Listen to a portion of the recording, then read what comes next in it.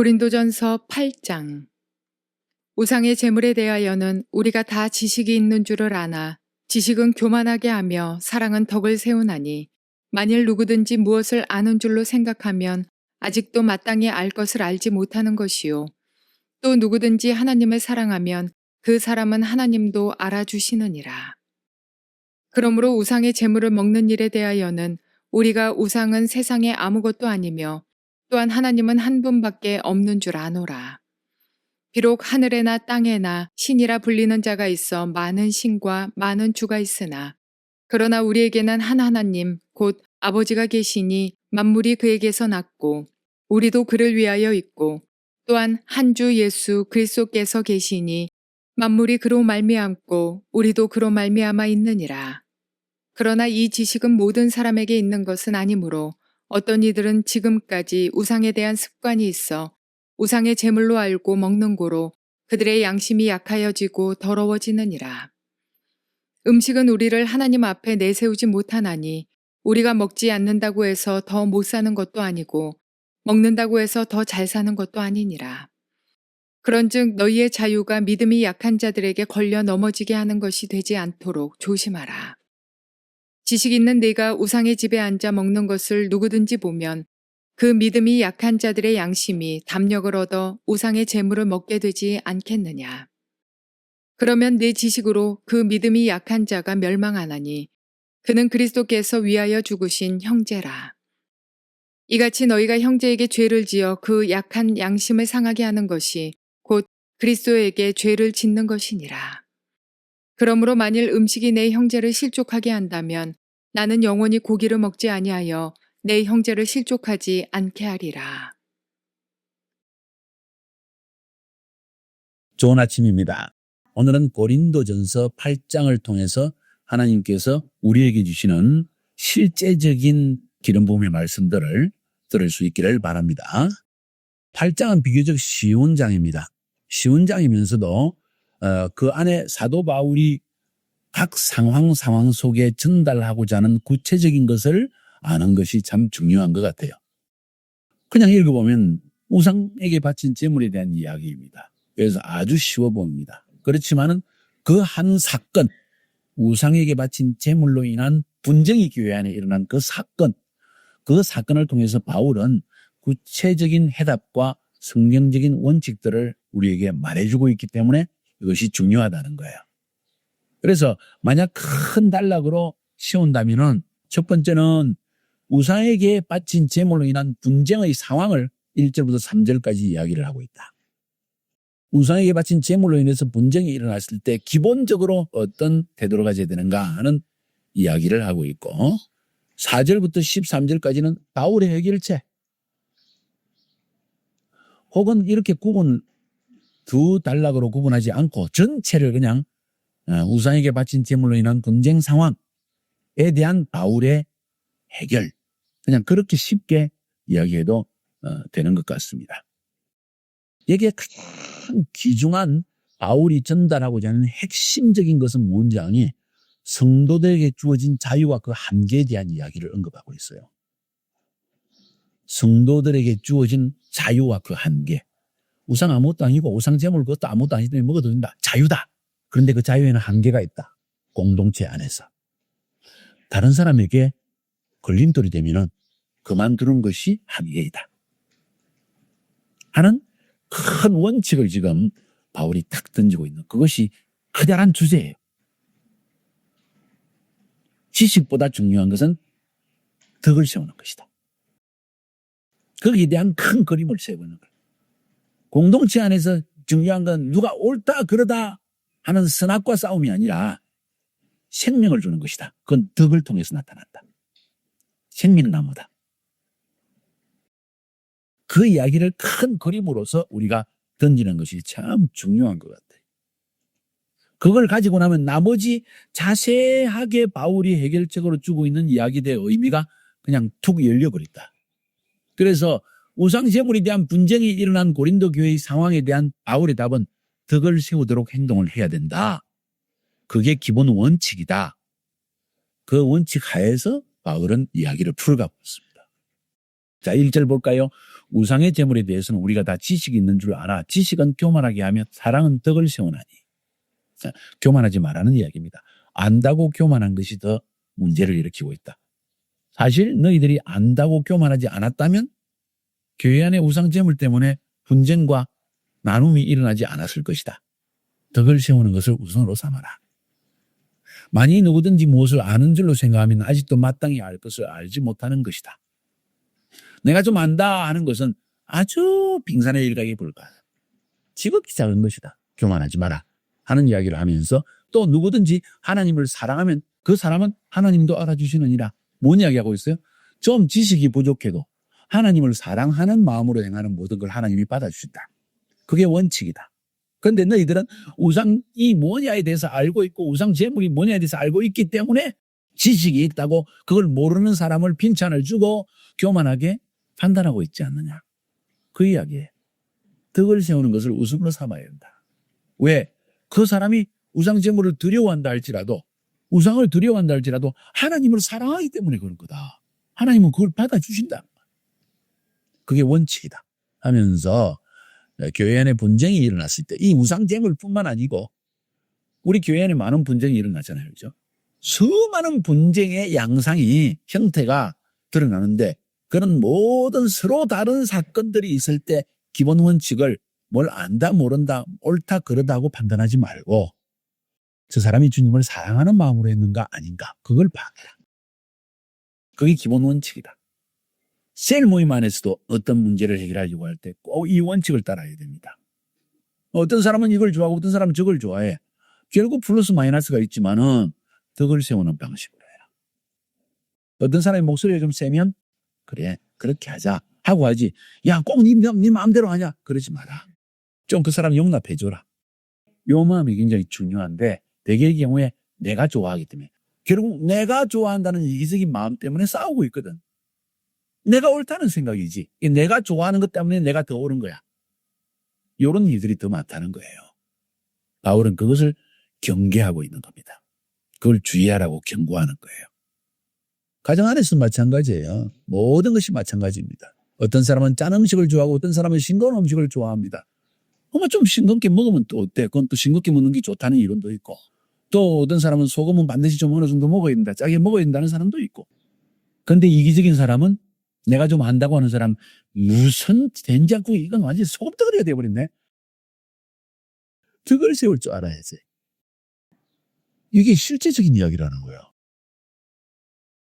자, 그래서 1절부터 3절까지 해서 우상에게 바친 제물로 인한 분쟁이 일어났을 때 이건 우상 제물이고 이런 걸 떠나서 분쟁이 일어났을 때 덕을 세우는 것을 원칙으로 삼아라. 하나님을 사랑하는 마음으로 행했다면 판단하지 마라. 내가 옳다고 주장하지 마라. 사랑으로 용납해라. 이게 가장 아름다운 것이다. 이게 성숙한 그리스도인다.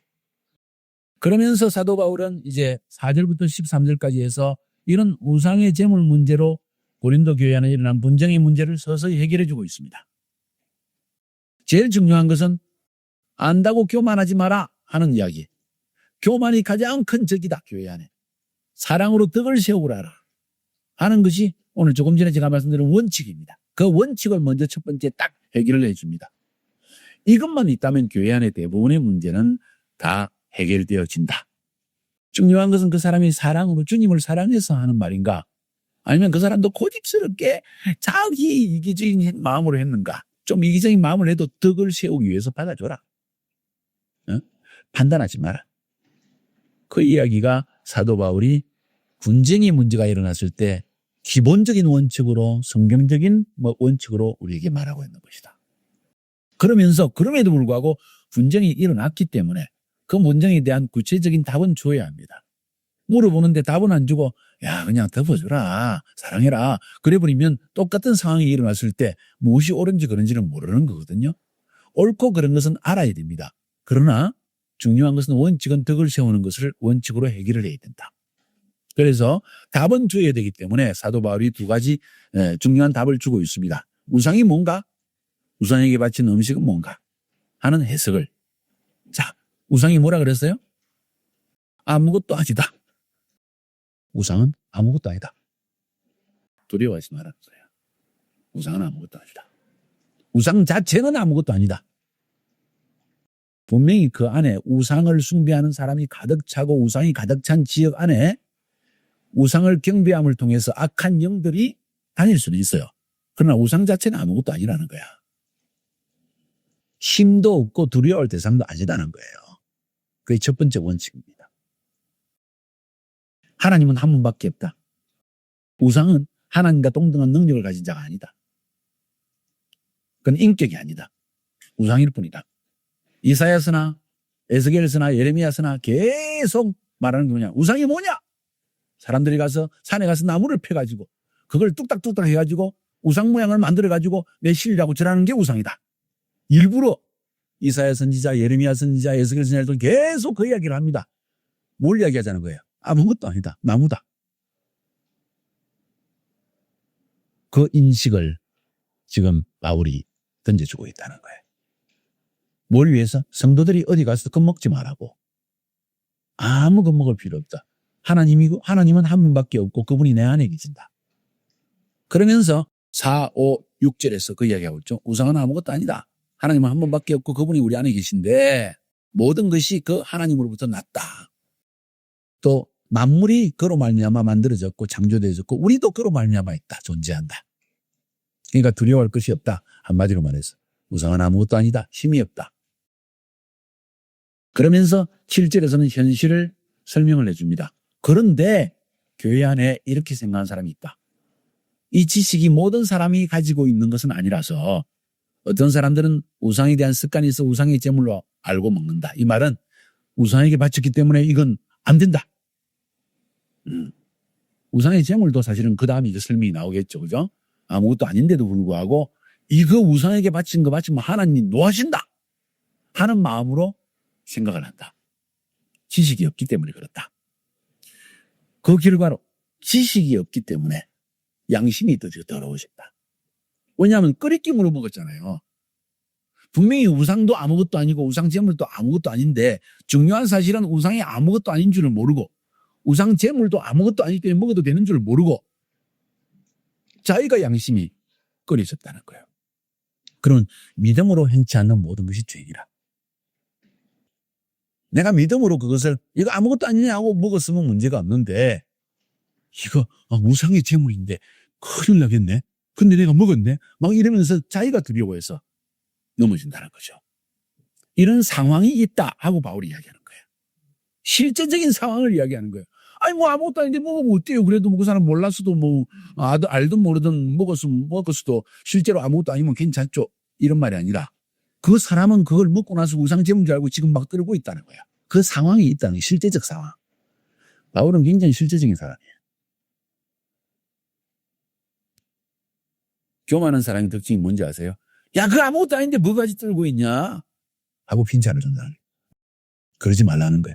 그 사람을 생각하라. 그 사람은 지금 양심이 더러워졌다는 거예요. 그 사람은 지금 두려워하고 있다는 거예요. 그 사람에게 덕이 없다는 거예요, 지금. 바울은 철저하게 사람 중심. 하나님도 사람 중심이에요. 사람이 안식을 위해 있는 게 아니라 안식일이 사람을 위해서 있다. 사람에게 쉬라고 주신 것이라는 거예요. 하나님은 사람 중심이에요. 우리를 구원하기 원하고 우리가 평안하기 원하고 우리의 마음이 따뜻하기를 원하고 바울은 그것을 알고 있는 사람이라는 거예요. 우리가 그걸 모르기 때문에 교회는 실수가 많다. 자꾸 지식으로 해결한다는 거예요. 그러면서 우상에게 바친 제물 혹은 우상에게 바친 음식에 대한 영적 해설을 합니다. 8절에 음식은 우리를 하나님 앞에 내세우지 못하니 우리가 먹지 않는다고 해서 더 못 사는 것도 아니고 먹는다고 해서 더 잘 사는 것도 아니다. 음식 자체가 우리를 경건하게 거룩하게 만드는 것도 아니고 더럽힌 것도 아니다 하는 못을 딱 박습니다. 음식 맛있게 먹어라. 감사함으로 먹으면 버릴 것이 아무것도 없는다. 자, 그러니까 바울이 지금 이 문제 해결에 있어 먼저 덕을 세우라. 두 번째로 지식을 전달합니다. 우상 아무것도 아니고 우상 제물 그것도 아무것도 아니다. 먹을 수 있는 것이다. 그러면서 그러나 실제적으로 양심이 더러워진 사람이 있는데 그런 사람을 표현할 때 믿음이 연약한 자들이라고 이야기한다. 로마서에서도 믿음이 연약한 자를 어떻게 하라 그랬어요? 받아주어라 그랬습니다. 용납하라. 너희 믿음이 있는 사람이 믿음이 없는 자를 용납해 주어라. 그 원칙을 지금 바울은 이야기하는 거예요. 자, 8절 9절. 그런 적 너희의 자유가 믿음이 약한 자들에게 걸려 넘어지게 하는 것이 되지 않도록 조심하라. 덕을 세우기 위해서 남에게 걸림돌이 되었다면 그건 옳지 않는 거다. 지금 분명히 우상제물을 먹으면 큰일 난다고 생각하는 사람이 있는데 아직 그 지식 가운데 머물러 있는데 그 앞에서 우상제물인 줄 알면서 나는 맛있게 먹어. 봐라, 나는 자유다. 너희는 믿음이 없어 그렇지? 난 마음대로 먹는다. 그러지는 말라는 거예요. 그 원칙을 지금 이야기한다는 상황적 원칙입니다. 10절에 지식이 있는 내가 우상의 집에 앉아 먹는 것을 누구든지 보면 그 믿음이 약한 자들의 양심이 담력을 얻어 우상의 제물을 먹게 되지 않겠느냐? 너희들이 상당히 지도자라고 생각하고 사람들이 높이 생각하고 또 여러분이 하는 걸 따라하려고 하는데 처음 예수 믿은 사람들이 보고 저거 먹으면 큰일 나는데 근데 저 사람 먹네. 나도 먹자. 근데 양심은 꺼렸어. 이런 상황이 있지 않겠느냐는 이야기를 하는 거예요. 그게 옳으냐는 이야기. 11절에 그러면 네 지식으로 그 믿음이 약한 자가 멸망하는 그는 그리스도께서 위하여 죽으신 형제라. 자, 형제를 위하는 마음이 먼저 있어야 있다. 이기적인 나를 위한 생각이 아니라 이타적인 남을 생각하는 사람. 이게 굉장히 중요해요. 교회 안에서. 나를 생각하는 이기적인 마음이 아니라 다른 사람을 먼저 생각하는 이타적인 마음. 이같이 너희가 형제에게 죄를 지어서 그 약한 양심을 상하게 하는 것이 곧 그리스도에게 죄를 짓는 것이다. 그걸 벌써 느끼고 있지 않느냐? 느끼지도 못하면 참 문제다. 그걸 느낀지 않냐? 이건 내가 먹고 내 믿음 있는 거 보여줘야지. 너도 따라해봐. 이런 식으로 해서 그 사람이 분명히 나중에 집에 돌아와서 끓이김이 될 거란 말이에요. 알면서 그렇게 했다면 너는 그 사람 죄 짓게 한 거다. 그래서 주님 앞에서 죄를 짓게 하는 것이다. 그러니 그 죄에 대한 심판을 네가 피할 수 있겠느냐? 책망을 피할 수 있겠느냐? 하는 이야기예요. 그래서 사도 바울이 마지막 원칙을 이야기합니다. 그러므로 만일 음식이 네 형제를 실족하게 한다면 나는 영원히 고기를 먹지 아니하여 내 형제를 실족하지 않게 할 것이다. 덕을 세우기 위해서 나는 행동하겠다. 내가 아는 것이 남을 구원하는 게 아닙니다. 지식이 있는 자는 오히려 덕을 세우는 데 지식을 사용해야 합니다. 이게 지금 사도 바울이 우리 가르치는 중요한 원칙. 교회 안에 분쟁이 일어날 때 덕을 세우기 위해서 행동하라. 내 자유를 따라 행동하지 마라. 나를 인해서 형제가 시험에 들었다면 그건 내가 형제를 죄짓게 한 것이다. 명심하라. 이것만 우리가 알고 있어도 교회 안에 수많은 문제들은 해결될 수 있어. 덕을 세우기 위해서 한다네. 덕을 세우기 위해 한다면 내가 할 말을 멈추고 저 사람은 이 부분에 대해서 두려움이 있구나. 넌 아무것도 아닌데 아무것도 아니야 하고 가르치기보다는 저 사람이 깨달을 때까지 기다려주자. 설명은 부드럽게 겸손하게 해주자. 근데 깨닫지 못하고 여전히 두려워하면 나는 그 사람의 수준에서 같이 행동하자. 그게 옳다는 거예요. 내가 옳다고 주장한 것이 맞지 않다는 거예요. 꼭 그렇게 행동하시기를 주의 이름으로 축복합니다.